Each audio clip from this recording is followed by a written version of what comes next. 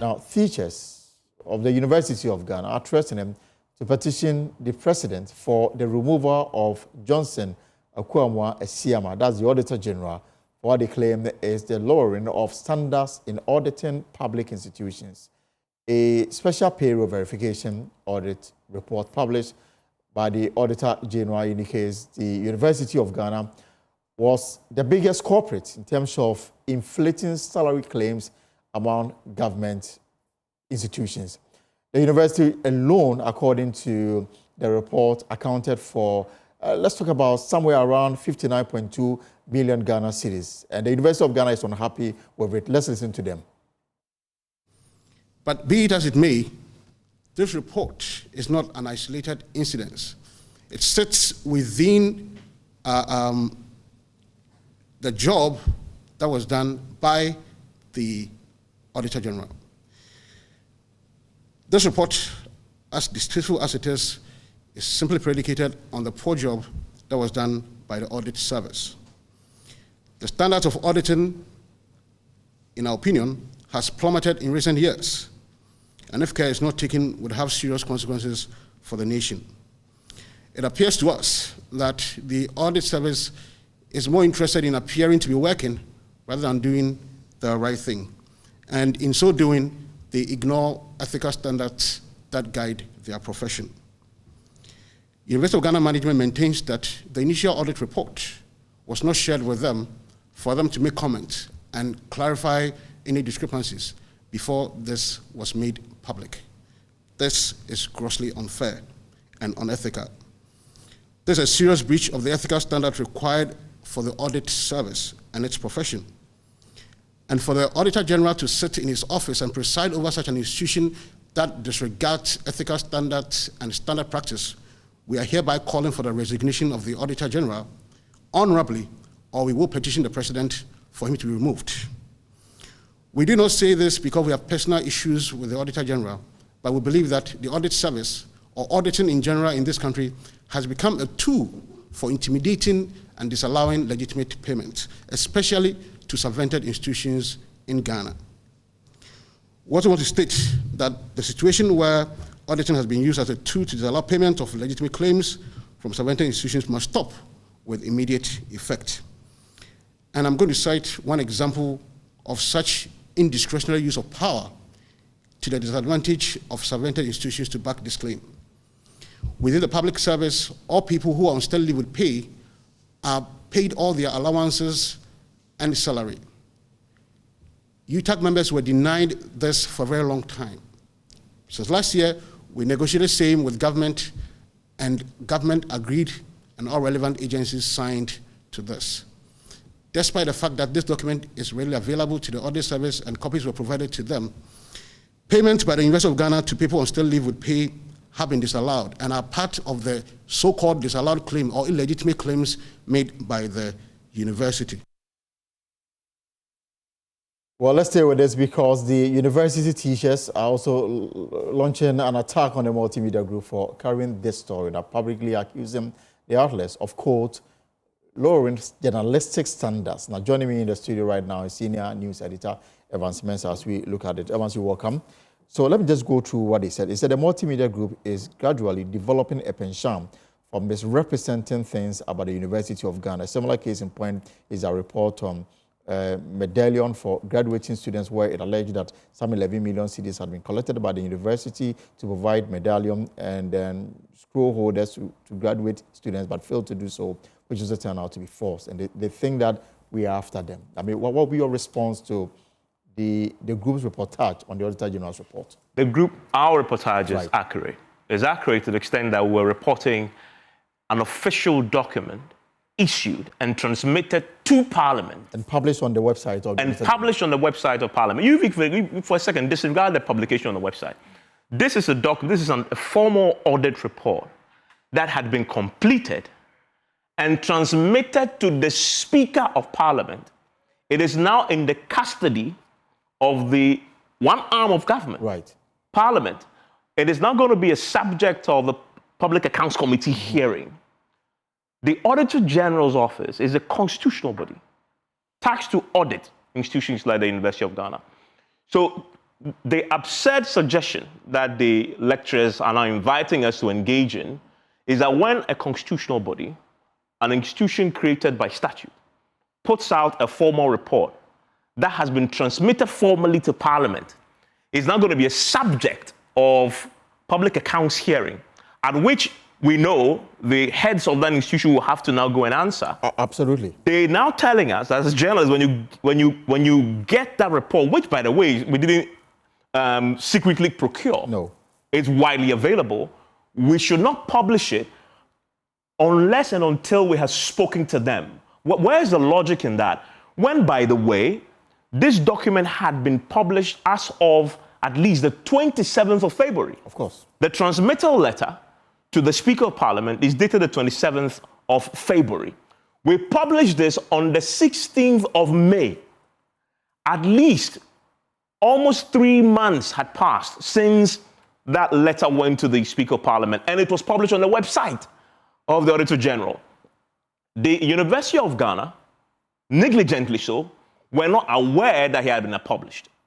They only waited to see it on myjoyonline.com before they began to react to it. We are talking about publication. The basic understanding of what publication is once you put out a document to third parties, you published it.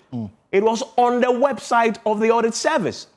If the university really cared about its reputation, as they now claiming they do, and they have issued a statement last week, the university management itself did. Now UTAG is now responding to it.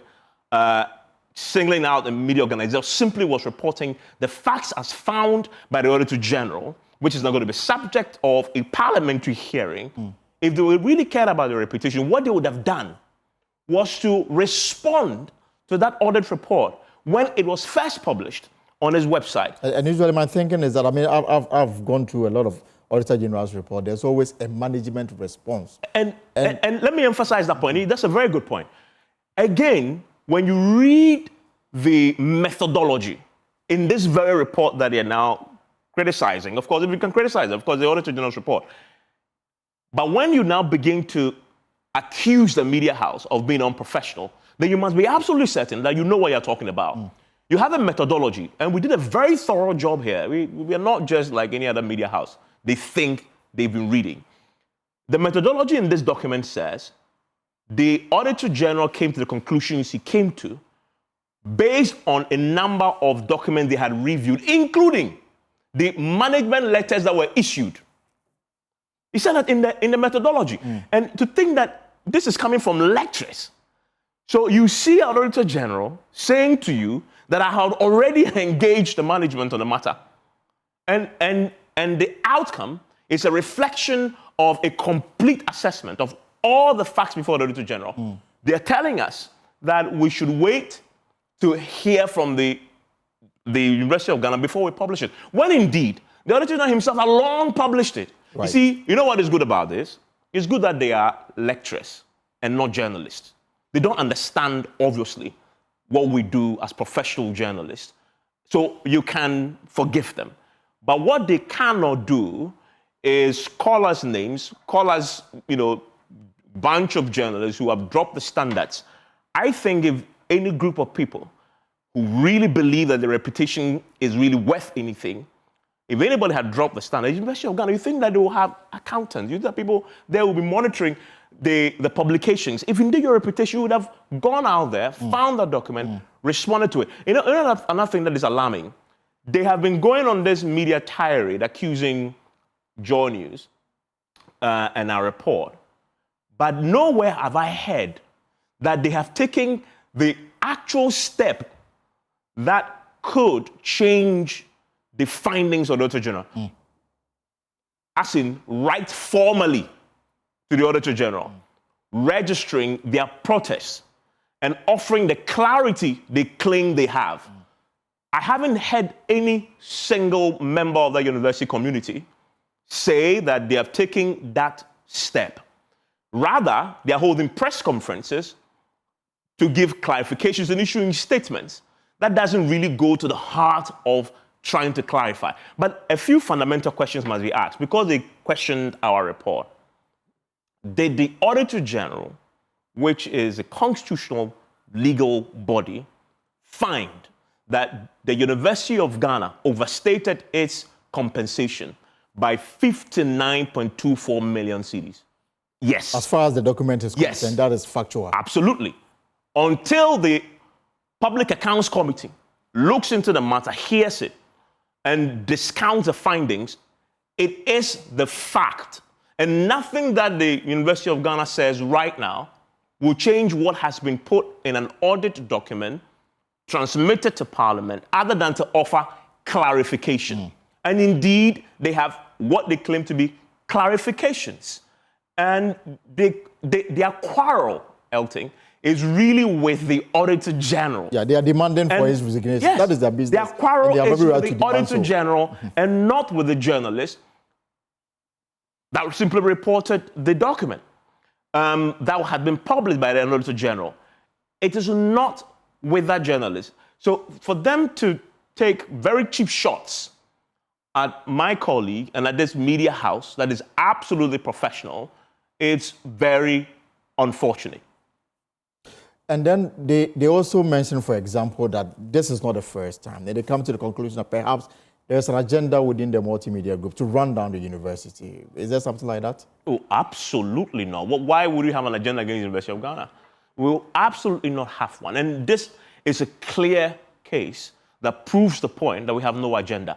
We did not manufacture one single fact in the report that we put out.